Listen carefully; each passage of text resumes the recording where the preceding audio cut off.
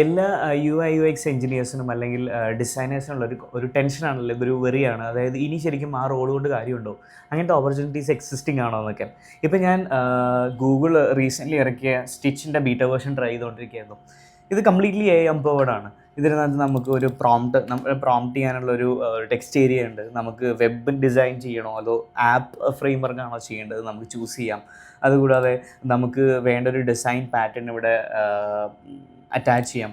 Once ഇത് ചെയ്ത് കഴിഞ്ഞാൽ ഒരു കംപ്ലീറ്റ് സ്റ്റൈൽ ഗൈഡ്, എങ്ങനെയാണ് ഒരു UI/UX ഡിസൈനർ ചെയ്യാറ്, ഒരു കംപ്ലീറ്റ് സ്റ്റൈൽ ഗൈഡൊക്കെ ഇപ്പോൾ സ്റ്റിച്ച് പ്രൊവൈഡ് ചെയ്യുന്നുണ്ട്. അപ്പം എനിക്ക് തോന്നിയ കാര്യം എന്ന് വെച്ച് കഴിഞ്ഞാൽ ജോലി നഷ്ടപ്പെടാൻ പോകുന്നില്ല, but you have to be AI empowered. അത് AI കുറിച്ചുള്ള നോളജ് അത്യാവശ്യം വേണം. നമ്മൾ പണ്ട് ഫിഗ്മയിലോ ഇലിസ്ട്രേറ്ററിലൊക്കെ ചെയ്ത പോലെ ഫ്രം ദ സ്ക്രാച്ച് വയർ ഫ്രെയിമൊക്കെ ചെയ്ത് ഡിസൈൻ ചെയ്യാന്നുള്ളൊരു നിന്ന് നമ്മൾ മാറി. ഇപ്പോൾ ഇത്രയും ടൂൾസ് ഉണ്ട്. അപ്പോൾ ഇതൊക്കെ യൂട്ടിലൈസ് ചെയ്തിട്ട് വേണം ഇനി അങ്ങോട്ടുള്ള UI/UX ഡിസൈനേഴ്സ് ചെയ്യാൻ വേണ്ടിയിട്ട്.